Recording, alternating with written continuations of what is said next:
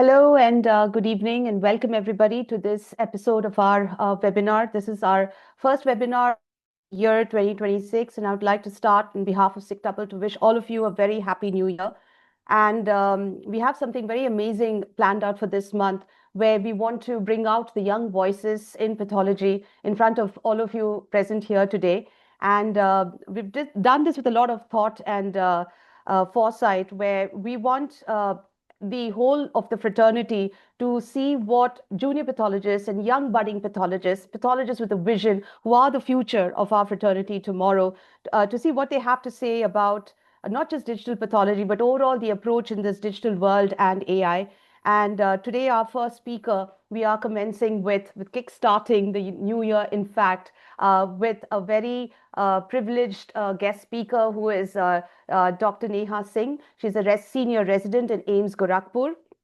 And she will be talking about augmenting the hematologist, a large scale AI manual comparison. If you know a little bit about Dr. Neha Singh, she has been very busy academically and with a lot of experimental research as well up her sleeve.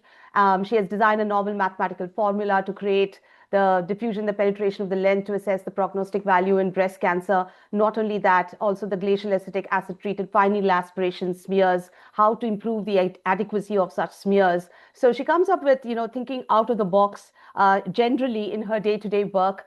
She's got a lot of papers to her name, publications to her name, as well as prestigious awards as well, like the B.R. Ambedkar Award. She's been a gold medalist and a district topper as well, as you can see out over here. I'm personally very happy to tell all of you that the validation that we did at AIIMS Gorakhpur, she had indeed taken significant amount of effort to do that thorough validation for us. And also, she did a poster presentation of that at the International and Annual Congress of the Asian Society of Digital Pathology 2025 in Mumbai, where I personally met her, and she had presented that poster as well. There is so much that I can talk about Dr. Neha Singh. You'll find her dynamic, you'll find her intelligent, you'll find her very inspiring and motivating. She's a great orator as well. And here she is with us in SigTuple 2026 to kickstart our webinar series. And we hope to have such interesting sessions coming up for you throughout the year. So further ado, over to you, Dr. Neha. And on behalf of SigTuple, again, I welcome you here on board for this session today. Oh, thank you so much, Renu ma'am. So good evening, everyone. So I'm Dr. Neha Singh in the AIIMS Gorakhpur. So basically, I will be talking about. Sorry, just share it. Okay. Okay. So yeah. So I'm basically talking about my very first experience with AI-based platform in hematology, right? So how AI can augment and it not replace the hematologist through a large scale comparison study. So mostly I will be talking about it will reflect both the scientific validation and the real world lab practices. Okay. So before I start my journey with the AI 100, SigTuple AI 100, first let's talk briefly about the artificial intelligence. Okay, how do we understand it? As the name suggests, it's artificial. That is the human-made. Intelligence is that's the wisdom or the capacity to learn or solve the problems. So basically, it's a human-made systems that has the capacity to learn, to think about the problem and to solve it for us, right? So also we have this we always ask whether it's a software or is it a hardware. So exactly speaking, neither it's a software nor the hardware. It's actually the science. It's the technique actually of making the machine to do the things that would have required any intelligence if we human would have done the same thing, right? So, and here I have put this slide in order to make the differences, how the human mind works and how the AI system, how does it work? So talking about the human brain.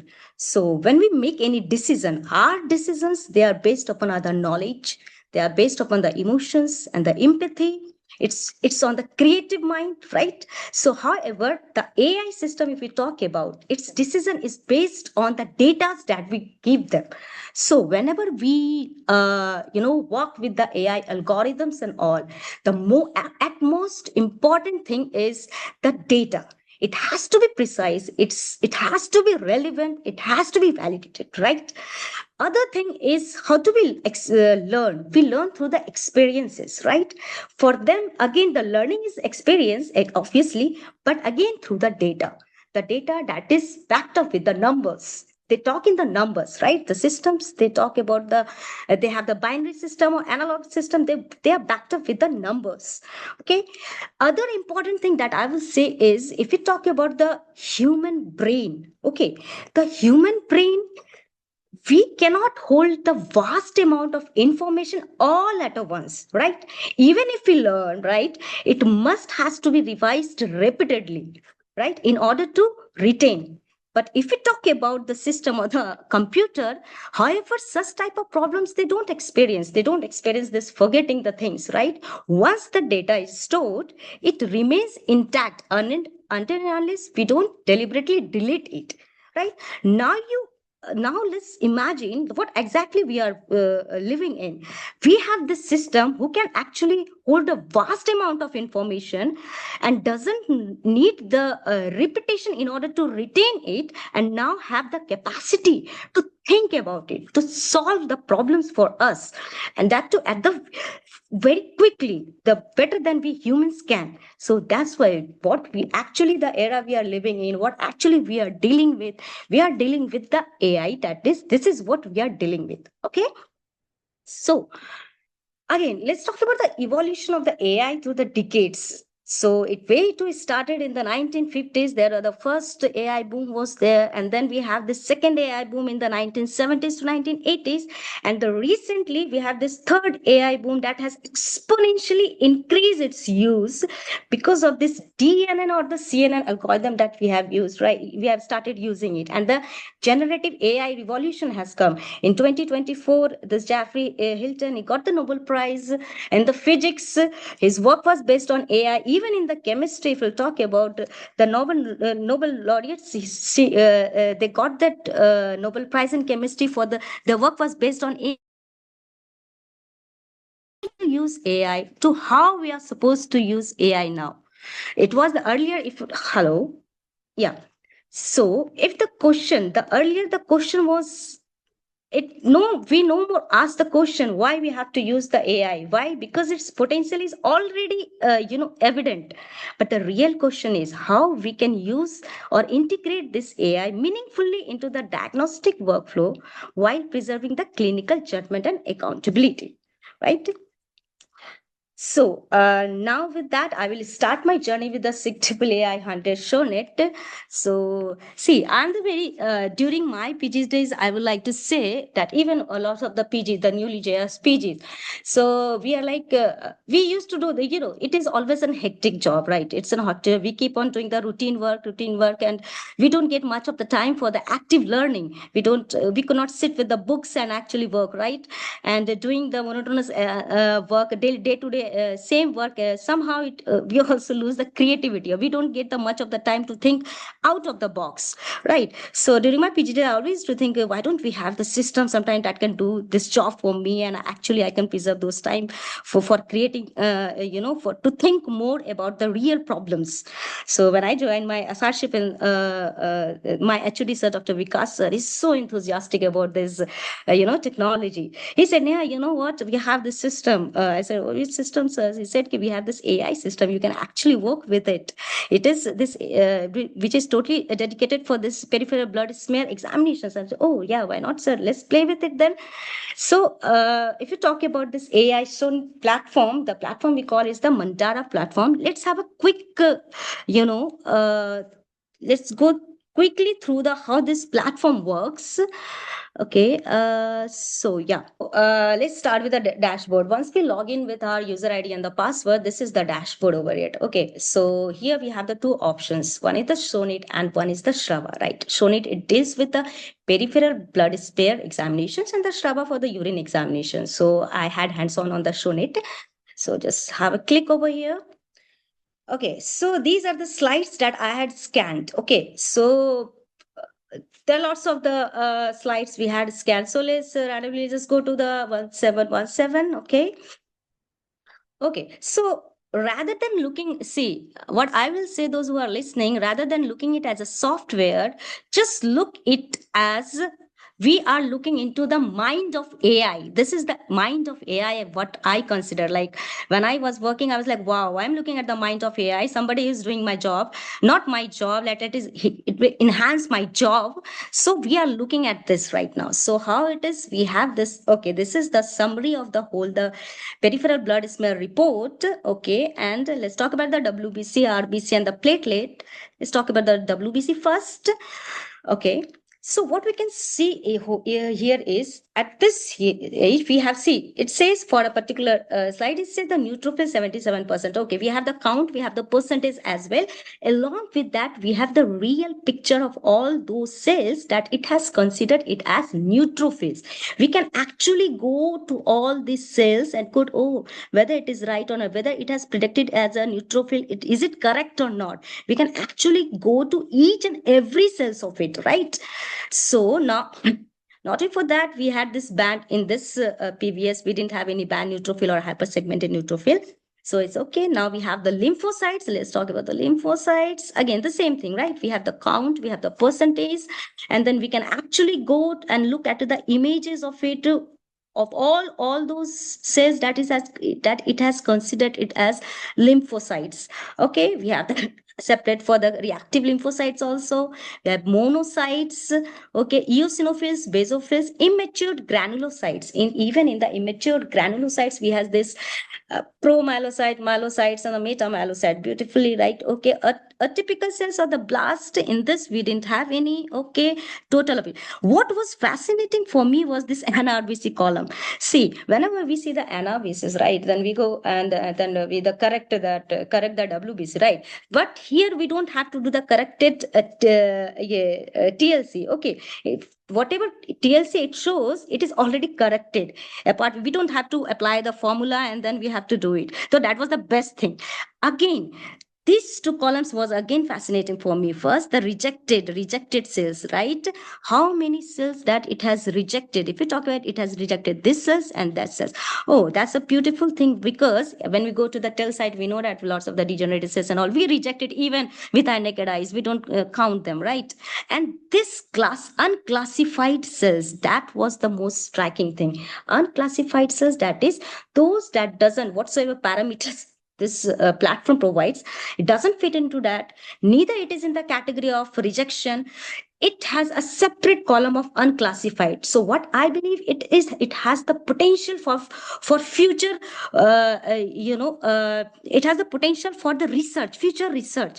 Okay, let's go back. If we find any of the cells in this column, okay, let's focus on these cells. Okay, what was that cells, why it could not classified it, in which class should it belong? So I think, so if we will see each and every cells. The best part was each and every cells WBC in whole of the slides, it was being classified.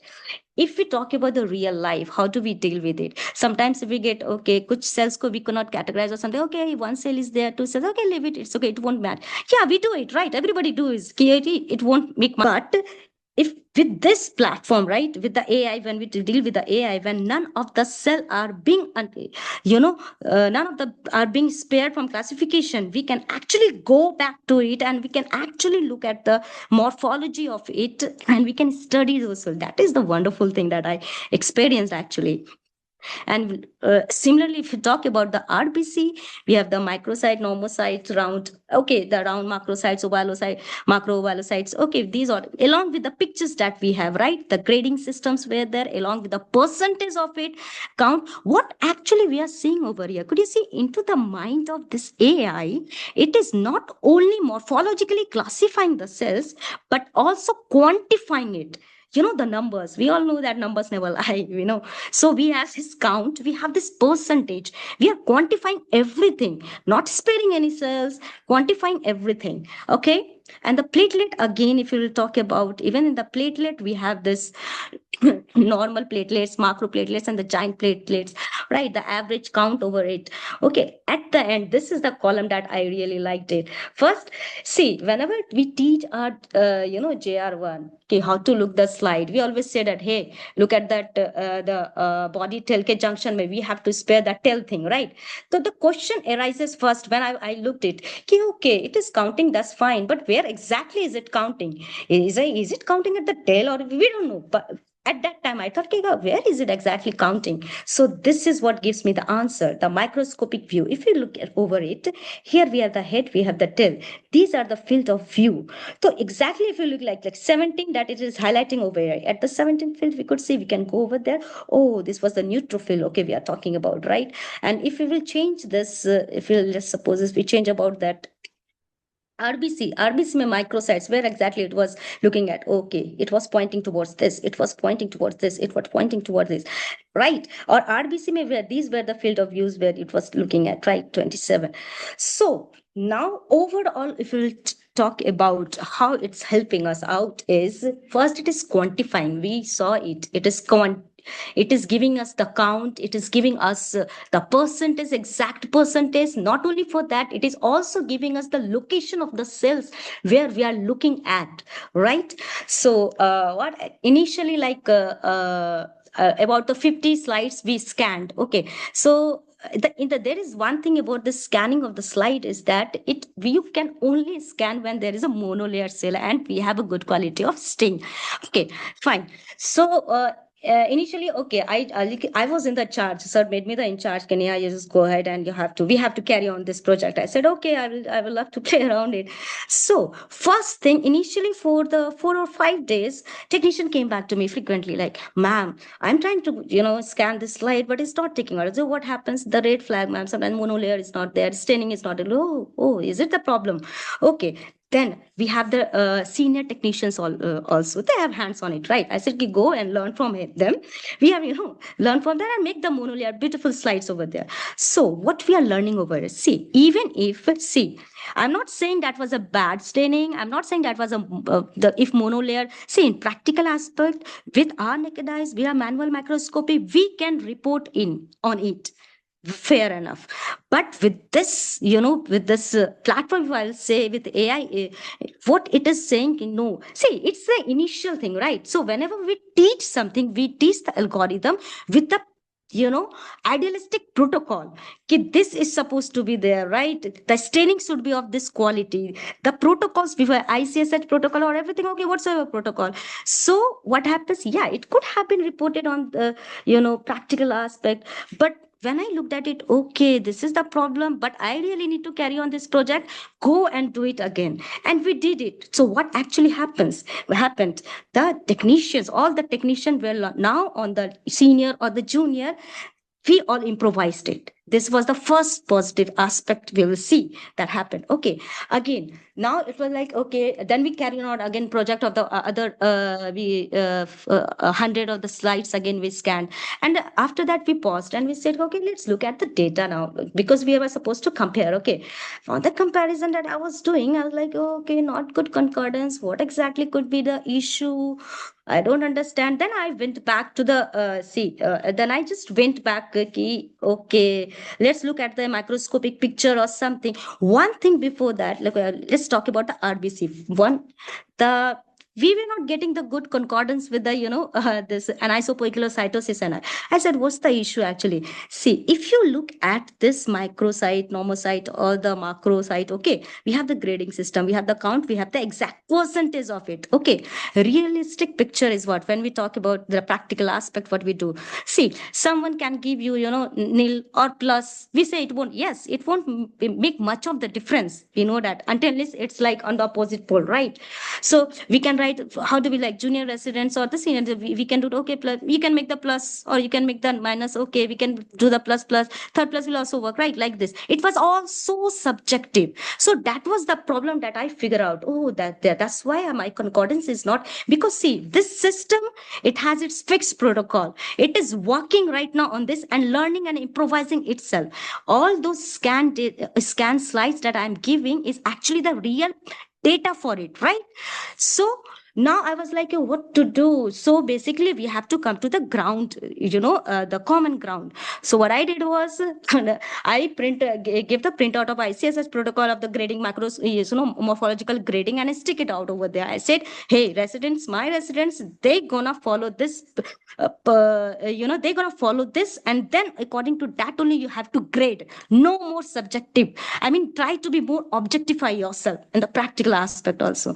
So my js, they're so new, like first year, second year, I like, okay, during my PG, trust me, nobody literally sat by my side and say, hey, this is what it is written in the book, you have to do that. Nobody said it. Hey, hey, you can learn. I somehow, okay, by more of the slides we see, we will okay plus कर सकते हैं, and plus plus कर सकते हैं. It's still objectified, but somehow because of this we are better at that. Okay, now focus the, okay, concordance with the WBC. If we'll talk about ki what exactly was the problem in the facing in the WBC, I will give an example. I will just go to the one of the slide.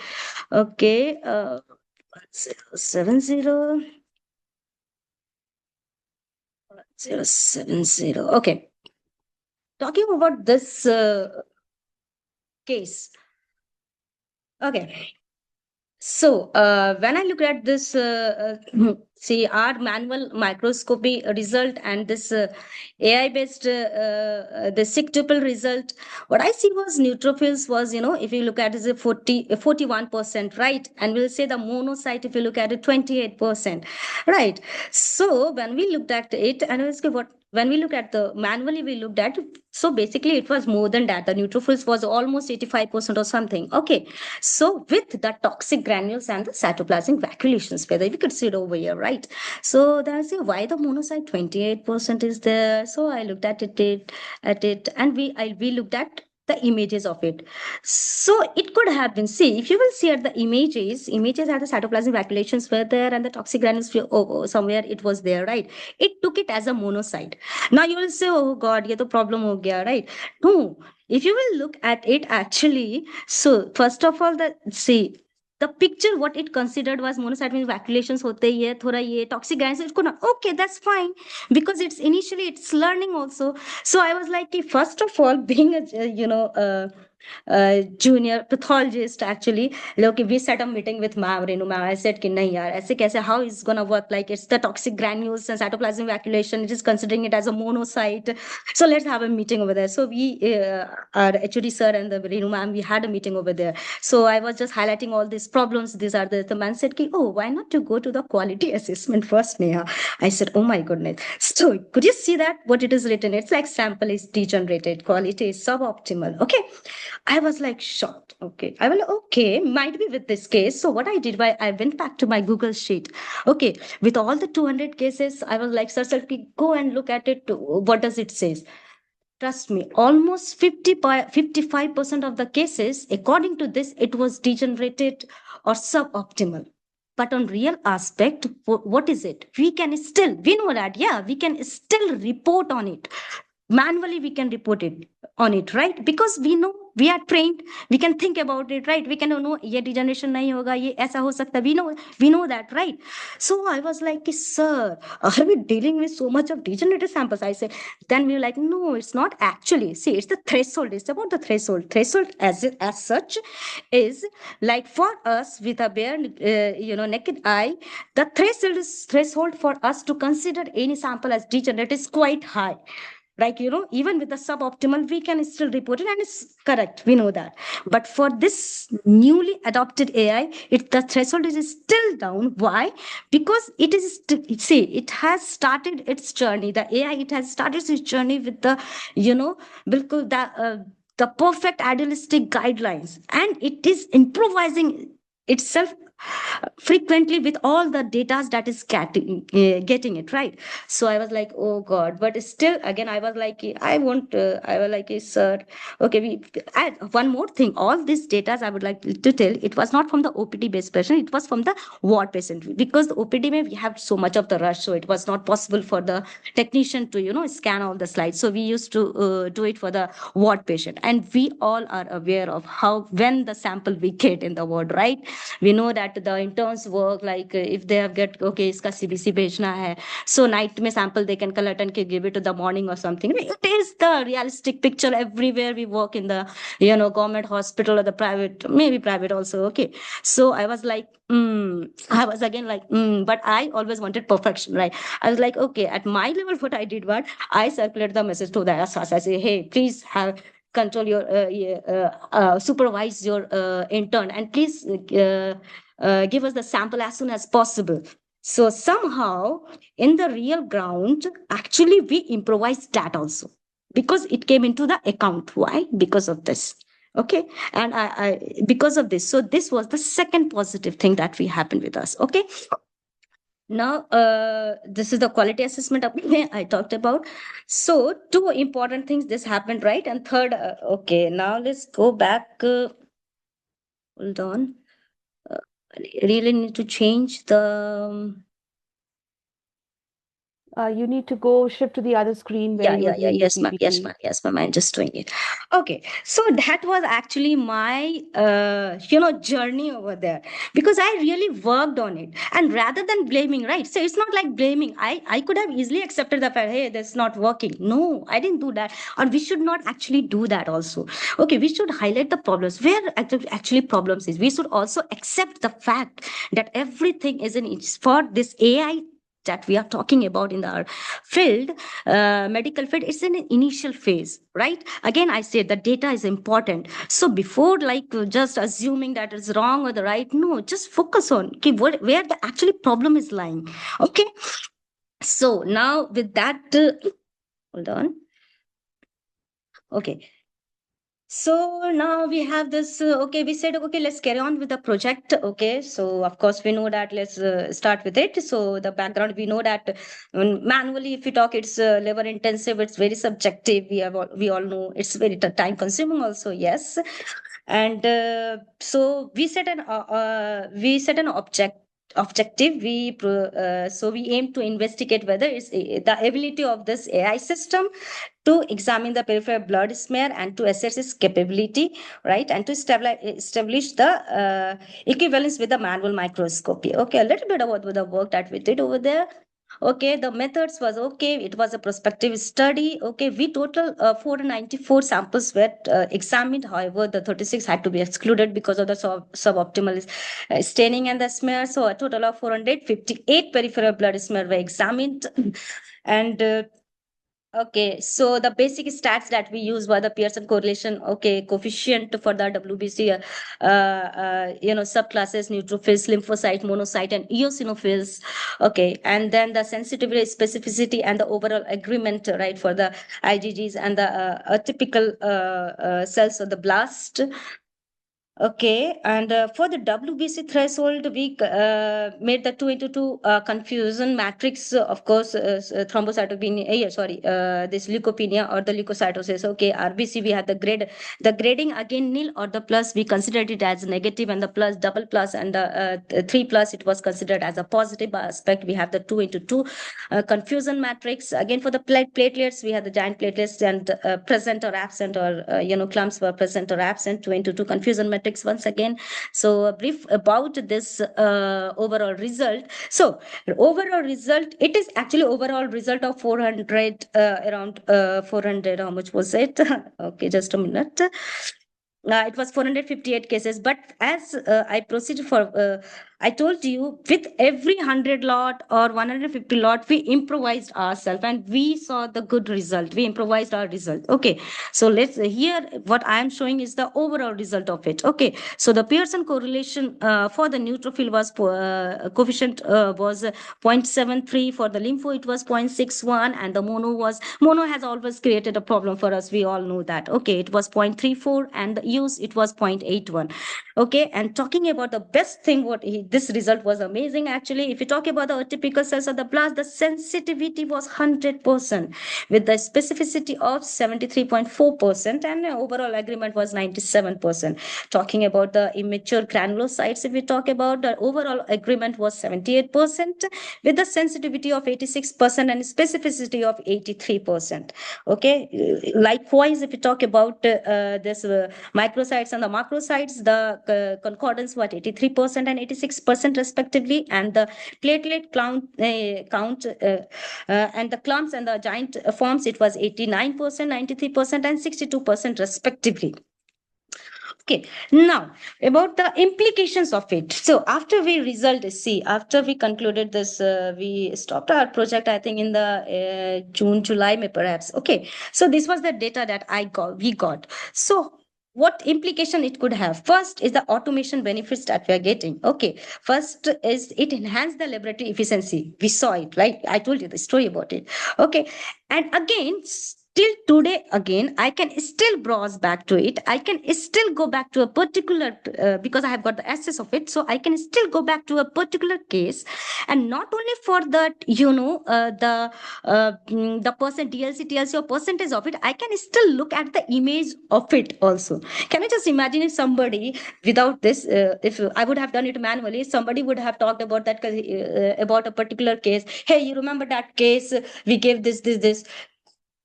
I could have easily, okay, yeah, yeah, that was the case, but I could not have explained it. I might not have, the better picture of the images of what all things are there. But see, with this, we can still I can still reevaluate again and again. Okay, and again, remote view. Yeah, yeah, I really have a beautiful story about it. This remote view. Actually, there was this case. My JR was posted over there. It was Sunday over there. Okay, and we were out of station actually. So he just called me and कि ma'am leukemia का case है. I said, okay, what happened? मैं APML लग रहा है and we have to urgently report it, right? I'm like, and he was not sure. He was JR1. Of course, he can't be sure about it, right? I said, okay, what to do? See, at that time, I would have been scared. Oh my goodness, I am not even there. The patient is at the stake, patient's health is at the stake. What should we do? I said, hey, please just scan it. I will just look at the images of it and I will say whether it has to go of that. And yes, I approved it and they validated it. The patient didn't have to suffer. That's called telepathology. We did it. And not only for that, even today also we can do that. We do that somehow. Even in the history of the site, we have the slide scanner. We do that. So that's the telepathology. We do it. Okay.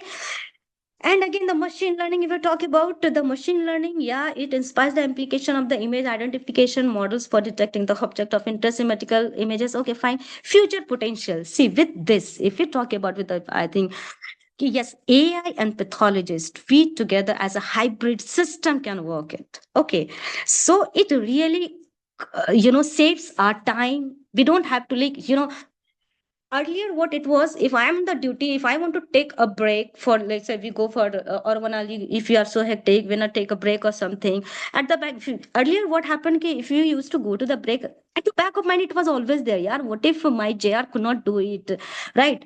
So what if he needs that, I really need have to be in the premises or something like that. Right now at least I'm sure, that so much of horror is not there in my mind. At least I can take the use of this platform, of this AI system, any of the AI system, I can take the use of it. We can have the pathology system over there. We can still guide our JRs to do that, even if I am not at that place. Okay, so now, okay, so with this story I will just say, see, there is always a fear, with the pathologist, like especially for the medical field, I will say, ki, hey, it's gonna replace us or what something. See, the fear, what I say is, how I define fear is, we only get fear of something when we don't understand it, or when we don't even try to understand it. With my story, trust me, see, during my PJs, I always thought, ki, why don't we have any system? This is the very first time in my life we actually had hands on it, and I felt so relief. I and confident also. Why I'm saying confidence? See, whatever data it is there, right? It has quantified the thing. When you quantify the things, or when you actually back up your facts with the numbers or the mathematical things, you automatically get a confidence, and that's the fact. Okay, and second thing, what I'm saying is, everybody's like, I was scared where we will be replaced or something. Let me tell you that, say, let's stick to the realistic picture. Okay, any technology that is flooded, and whenever it comes, any new things that comes to the society, it actually segments the society into three categories. This is what I think. Okay, one, consumers. Second is the inventors.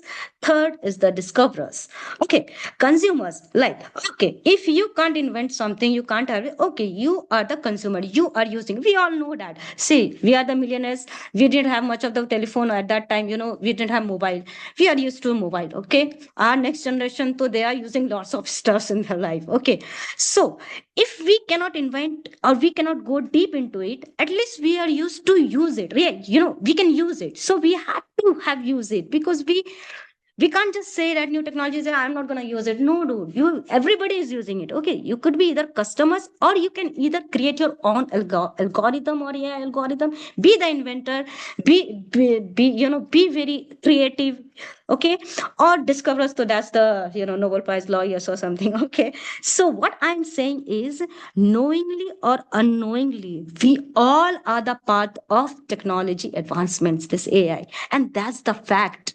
We can't deny this fact. In any of this strata, we are there. Either we are using it, or we are trying to create one, or this discovery. Okay, fine, so we are still we are actually the part of it. We can't deny it. And now if you say we are fear, no, we are actually using it. There is nothing like fear, no. Okay, so with this I would like to okay, uh, r- at the end of the slide, there is always a take home message, but here I have a take home question, and I'm let to tell you why. See, recently I'm telling you, see, okay, this all stuff's okay, it's fine. One thing that is was actually worrisome for me was, see, in my close relative, a young woman, she developed cancer. Okay, way too young for it. Okay, so that was a rare case report. Actually, it was very tricky, scenario. So retroperitoneal mass or something, and then end up into like ovarian cancer and all. There was so much. That's okay, different. But the relatives of them, see, they were the young one. Okay, I was the young one. The questions they asked me, actually, that was so worrisome. They belong to the IT sector. I have no much of the idea about the medical field or something. Okay. But the question is, see, look at the question they're asking. Hey, could you just tell me why it happened? I'm like, yeah, it's a rare case report. If you look at I have read the case reports, I have Googled everything, and it says ki 1% it can happen in it. It can happen to anyone, to that 1%. And you know what that person said me? He said, please do talk about, okay, ठीक है, 1% you're saying, but for me, it's the 100%, na? Okay. And then I was like, yeah. And I said, but this is the data that generally we say. See, earlier, if you talk about the 90s or else, if you would have said this is the data that supports, nobody would have questioned it. But now, even if you talk about the patient aspect, everybody is so curious about. They want the answers, not just if you'll say, ki, hey, this is the case report. They won't start. I could look at that, that person. He's too young. I looked at his face and say, hey, this is the case report. He said, ki, yeah, okay. He didn't say much of the thing, but I was sure that he was not convinced. Why? Because everybody is the tech person. Okay, he works into this AI and all. See, in that when the person working in such fields, they have this problem statement, and the problem statement they have either answered, either they don't have the answer. There is nothing like subjective in it. Okay, and I'm not just see. This is the one case that I experienced. But let's talk about this Gen Z or the new generation that they will be so curious. Why? Because they are dealing with the life with this, they are using all this technology, they are aware of it. It is creating curiosity in their mind, even if they don't have that much of the medical experience or something. They will ask this question. That is what is called personalized medications. Today we are talking, see, it's just a name that we use, personalized medication, personalized medicines or something. But what exactly is it? Other side, if you talk about from the patient perception is perspective, if you will say, they are going to ask you what exactly is going to happen with me or my body. You tell me that. How could you be that precise if we are still dealing with the subjective things? We can't be, right? So this question, maybe one day one patient will ask two patient. In the 5 years or the 10 years, almost everybody will be asking such type of specific questions, and they want specific answers, precise answer from us. From where are we going to give them? We have to be ready for us. And how could we do it? We can only give it with the help of AI, because it is backed up with the numbers, right? So now my Take home question is, are the pathologists supported by AI companions more likely to thrive than those without them? I really want you to sit with yourself with these questions and just think about it. Think about the scenario we are living in. Think about it. Okay. And thank you so much. Thank you so much for it.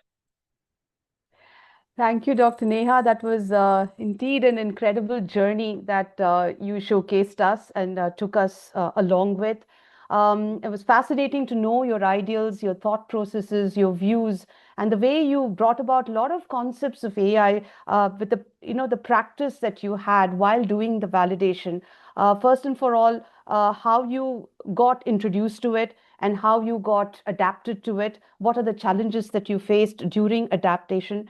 And how did you overcome those challenges? And one very important point that you did drive across was the pre-analyticals. It's very important to keep a certain amount of pre-analytical ethics, whether it is manual microscopy or even AI based or digital based reporting, right? Because it's garbage in and garbage out. But that doesn't mean it has to be ideal textbook kind of pre-analytics that we are talking about. But yes, a reasonable amount of staining, smearing, and also the way the scan is done and how you would actually interpret it, where to use your mind to see how you can exploit the benefits of AI in your practice in order to make yourself productive and efficient. And I thought you brought about those points very beautifully, showing those particular case studies as well. It was actually a pleasure working the validation. You came up with so much curiosity and with so much of understanding and patience. And you put in yourself your own practices into place to get the best possible results of the AI and adapting that in your practice. So you're able to confidently talk about this today to an audience. And I think that's truly incredible. So thank you so much for being with us over here today. We'll open it to the audience if they have any questions. We'll be happy to take that, and Dr. Neha or B would be happy to answer that as well. So if anybody has a question, a feedback, or a suggestion or anything, we'll be very happy to hear that. So, Dr. Neha, I think you didn't leave any stone unturned. And probably that's why there is a lot of silence, and probably gave them a lot of food for thought, where people are actually thinking about, especially the last question that you have left out over there. Okay, yes. So, so yes, it is time for digital to adapt, to adopt, to be comfortable with it and not fear it, as you rightly said. And we Yeah. hope that we have kick-started this year with this note of motivation from your side to the rest Mhm. of the audience who is listening to us out over here. I'm very happy that all of you took time today on a Saturday evening to be present in spite of your busy schedule. Thank you, Dr. Neha, again, for all Thank the you. effort that has gone into it all over again in Thank you. putting things into place and doing such a wonderful webinar for us. We Sure. will be coming up with more youthful voices. Do watch our Sure. space out on LinkedIn, where we will Sure. be posting the next post very shortly. And we Mhm. hope to make this a very good success. And do reach out to us if anybody wants to come up on this platform and share your thoughts. And in the future webinars as well, we'll be very happy to encourage this with the young audience present out here today. So thank you, Dr. Neha, again, Thank you so and much. Yeah. for your time and effort. And we will definitely be in touch for future such discussions as well. Sure. And behalf of SigTuple, we all know that SigTuple deals with robotics, optics, and data science to create pertinent solutions in pathology. On behalf of SigTuple, well, wishing all of you a very good evening and a very happy New Year again. Oh, All right. Thank you and goodbye. thank you so much. Yeah.